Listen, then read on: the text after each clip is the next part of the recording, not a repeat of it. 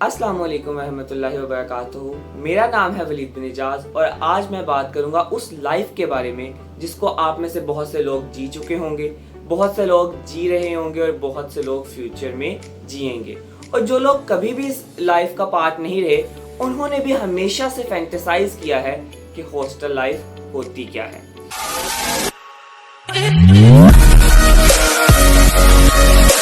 Thumbnail और title से आप पढ़ चुके हैं कि आज का मेरा टॉपिक है हॉस्टल लाइफ और मैं कॉमेडी का वे इस्तेमाल करते हुए 5 ऐसे रूल्स बताऊंगा जो कि एक हॉस्टलाइट को अपनाने चाहिए। रूल नंबर 1, अगर तो आप एक डिसिप्लिन पर्सन हैं तो हॉस्टल में आपका गुजारा मुमकिन नहीं, बिकॉज एक एवरेज हॉस्टलाइट अपना सुबह का नाश्ता दोपहर 2 बजे, दोपहर का खाना रात के 10 बजे और रात का खाना सुबह फजर टाइम खाता है। इसके अलावा हॉस्टलाइट की मॉर्निंग वॉक यूजुअली शाम को और क्लासेस ज्यादातर ख्वाबे गफलत में होती हैं। इसीलिए अगर आप डिसिप्लिन बंदे हैं तो या तो हॉस्टल लाइफ आपको इनडिसिप्लिन बना देगी या आप पहले से इनडिसिप्लिन होकर आए। असूल नंबर 2, अगर तो आपको अपनी अम्मियों के खाने में नुक्स निकालने की बहुत बड़ी आदत है तो आपको ये आदत खत्म करनी होगी। और मेरी माओ से ये रिक्वेस्ट है कि अगर वो अपने बच्चों की इस आदत से तंग हैं कि मेरे बच्चों के नखरे बहुत हैं, तो काइंडली उन सारे बच्चों को 1 महीने के लिए हॉस्टल भेजें, क्योंकि यहाँ पर खाना आपको मिलता है चाचा शीदे की कैंटीन का। और चाचा शीदे की कैंटीन का एक ही असूल है कि आप जब भी खाना ऑर्डर करते हैं तो आपने ऑर्डर कुछ और किया होता है, जब वो खाना आप तक पहुंचता है तो दिखने में कुछ और लगता है, और जब आप वो खा जाते हैं तब भी आप नहीं बता पाते कि हमने खाया क्या। तो इसलिए अगर आपको खाने में नुक्स निकालने की आदत है तो हॉस्टल लाइफ आपके लिए बिल्कुल भी सूदमंद साबित नहीं होगी। रूल नंबर 3, हॉस्टल लाइफ गुजारने के लिए आपको एक प्री रेक्विजिट जरूर करके आना चाहिए, एक टेक्निक जरूर सीख के आनी चाहिए, and that technique is called कपड़े धोना।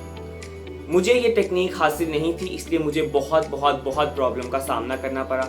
बट कहते हैं ना, जब आप किसी चीज़ को शिद्दत से पाने की कोशिश करते हो तो कायनात की सारी ताकतें उसे मिलाने की साजिश करती हैं। कुछ ऐसा डायलॉग था ना, अगर किसी चीज को पूरे दिल से चाहो तो सारी कायनात तुम्हें उससे मिलाने की साजिश में लग जाती है। बट मैंने जब देखा कि नहीं वलीद, मैं सब कुछ कर सकता हूँ, तो मैंने दिन देखा ना रात देखा, YouTube की प्लेलिस्टें देख देख के 10-15 महीनों की तगोदो प्रैक्टिस के बाद कपड़े धोना सीख लिए। और आज आपका भाई हॉस्टल में धोबी चैंपियन के नाम से मशहूर है। मेरे धोए हुए कपड़ों की खुशबू गुलाब के फूलों से ज्यादा आती है।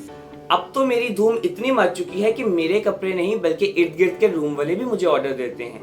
और इसी चीज को देखते हुए जो हमारा मेन धोबी है उसने मुझे इंटर्नशिप भी ऑफर कर दी है। वैसे IT में तो मिल नहीं रही, सोच रहा हूँ उसी की इंटर्नशिप को हासिल कर लूँ या उसी की इंटर्नशिप को एक्सेप्ट कर लूँ, कम से कम कोई टेक्निक तो आएगी।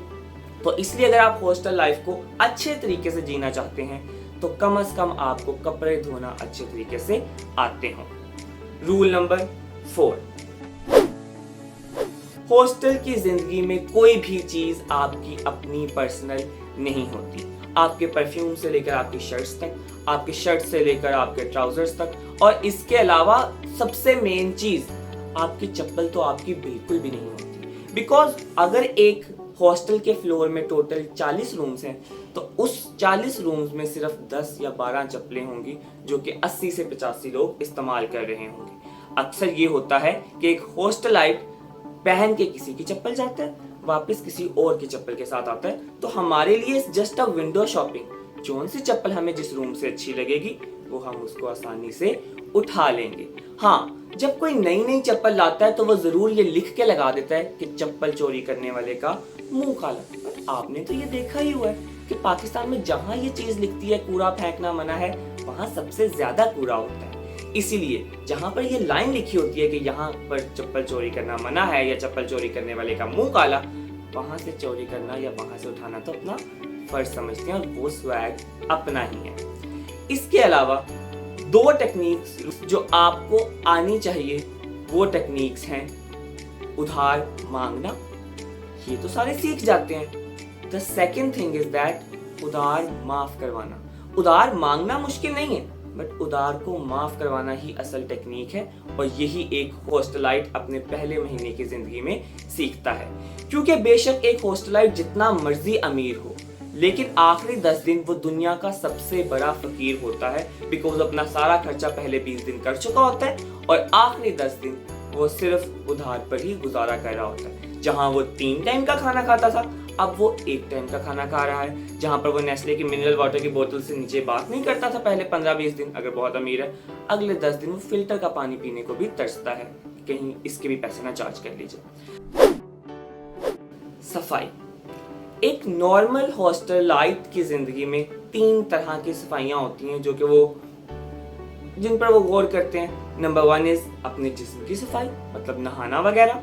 नंबर 2 इज अपने कपड़ों की सफाई एंड नंबर 3 इज उस जगह की सफाई जहां पर वो रहते हैं, मतलब रूम की। इनमें सबसे ज्यादा तगोदोर, सबसे ज्यादा जोर जो एक हॉस्टलाइट देता है वो अपने जिस्म की सफाई के ऊपर देता है। एक एवरेज हॉस्टलाइट गर्मियों में हफ्ते में 1 बार जरूर नहा लेता है और सर्दियों में ये ड्यूरेशन बढ़ के तकरीबन 1 महीने तक जा पहुंचती है। क्यों? बिकॉज ठंड होती है और पानी आपको ठंडा मिल रहा होता है। जब आप फुल हिम्मत, जोश, और जब कोई दोस्त आपको ताना मारता है कि यार नहा लो, बहुत बदबू आती है, तब आप जाते ही हो वॉशरूम के अंदर और पहला डब्बा ठंडे पानी का जब आपके सर पर पड़ता है तो आप कह लेते हो कि नहीं, मुझे मैल कबूल है, ठंड कबूल नहीं है। दूसरी सफाई का जरिया जो कि हॉस्टल लाइट के लिए होता है वो होता है उनके कपड़े।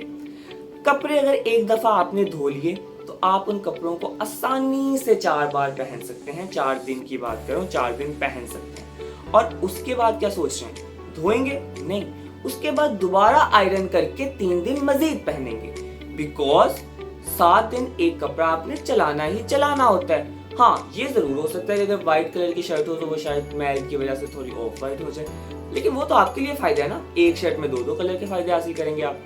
बाकी एक हफ्ते से पहले एक हॉस्टलाइट अगर कपड़े उतारे तो वो उसकी शान के खिलाफ होता है। मैंने आपको नहाने वाली बात तो बता दी, कपड़ों वाली बात भी बता दी। इसके अलावा थर्ड सफाई की बात आती है, दैट इज उस जगह की सफाई जिस जगह पर सारे हॉस्टलाइट रहते हैं।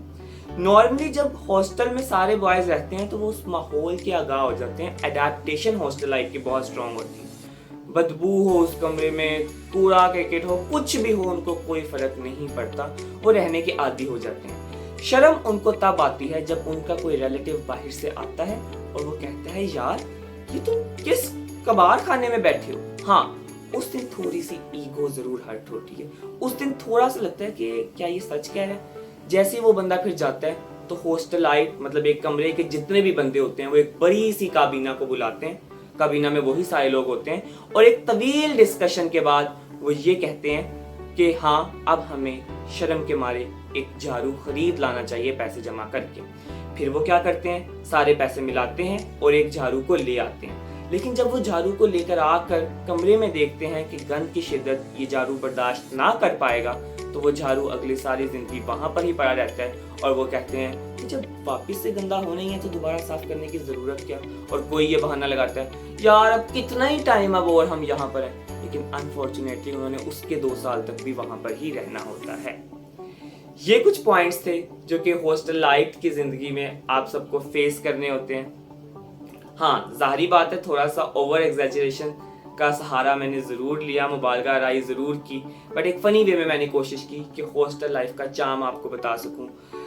आई थिंक मैंने अपनी लाइफ में सबसे बेहतरीन ज़िंदगी हॉस्टल की ज़िंदगी गुजारी है। हाँ, कभी कभी अम्मी के हाथ खाने का जायका याद आता है। हाँ, जब पैसे कम होते हैं तो अब्बू का पर्स भी याद आता है। But yes, this is the life which taught you everything about practical life. आप में से जो लोग ये ज़िंदगी गुजर चुके होंगे वो आज भी ज़िंदगी को याद करते होंगे, और जो लोग गुजर रहे हैं वो इसमें बहुत एंजॉय कर रहे हैं। उम्मीद करता हूँ आपको ये वीडियो पसंद आई हो।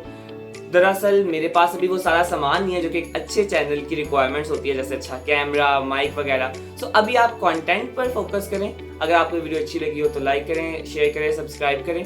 इंशाल्लाह कुछ दिनों में मेरा सारा सामान जब आ जाएगा तो ये वीडियो क्वालिटी आपको अच्छी मिलेगी। अल्लाह हाफिज़, टेक केयर।